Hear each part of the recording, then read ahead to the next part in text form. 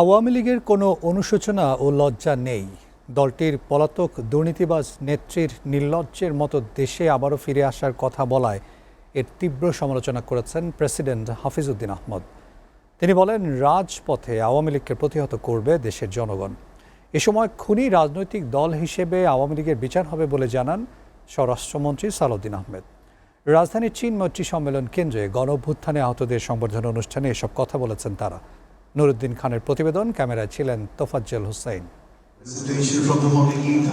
ছাত্র জনতার অভ্যুত্থানে ফ্যাসিবাদী আওয়ামী লীগ সরকারের প্রধানমন্ত্রী শেখ হাসিনার ভারতে পালিয়ে যাওয়া ও ফ্যাসিবাদ পতনের ২ বছর পূর্তিতে রাষ্ট্রীয়ভাবে পালিত হচ্ছে জুলাই গণ অভ্যুত্থান দিবস। গণ অভ্যুত্থানের আহতদের সংবর্ধনা দিতে রাজধানীর চীন মৈত্রী সম্মেলন কেন্দ্রে বুধবার আলোচনা সভা ও গণসংবর্ধনার আয়োজন করা হয়। অনুষ্ঠানে হতাহতদের স্বজনরা ভাতা বাড়ানো, আহতদের উন্নত চিকিৎসা সহ ২৪-এর বর্বরচিত হত্যাকাণ্ডের সুষ্ঠু বিচারের দাবি জানান। আমি একটি রিক্সা চালিয়ে জীবনযাপন করতেছি।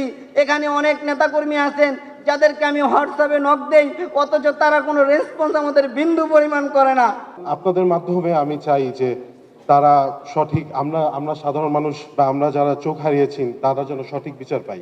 যারা আহত জুলাই যোদ্ধা তাদেরকে আপনারা সম্মান করেন, শহীদ পরিবারকে সম্মান করেন।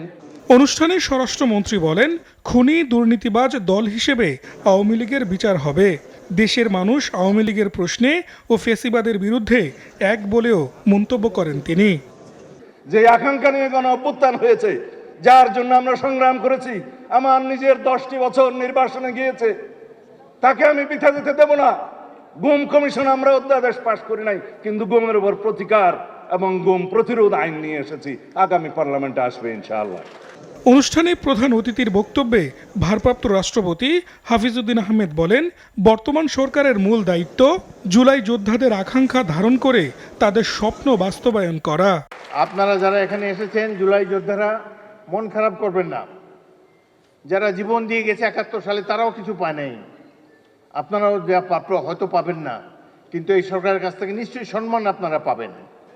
আমরা সেই সম্মান আপনাদেরকে দেব। গরিব দেশের যতটুকু সাধ্য আছে সবকিছু উজাড় করে দেব আপনাদের কল্যাণের জন্য। রাষ্ট্রপতি আরও বলেন, গুম খুন আয়নাঘরের মাধ্যমে হাজার হাজার নিরীহ মানুষকে হত্যা ও নির্যাতনের পরও আওয়ামী লীগের কোনো অনুশোচনা নেই। ডিসেম্বরে শেখ হাসিনার ফেরার খায়েশের জবাব দিয়ে রাষ্ট্রপতি বলেন, রাজপথে আওয়ামী লীগকে আবারও প্রতিহত করবে দেশের আপামর জনগণ। আয়নাঘর, এতে তারা কোনো লজ্জাবোধ করে না তো। আবার বলে যে ডিসেম্বর মাসে আসেন, দেশে এসে পদার্পণ করবেন। আমরা অপেক্ষা করে আছি, আসেন দেশে। দেশে আছেন, দেখা হবে ইনশাল্লাহ রাজপথে। ২৭ বছর বয়সে মুক্তিযুদ্ধ করেছি, এখন ৮২ বছর বয়সে আরেকটা করব বাংলাদেশের জন্য।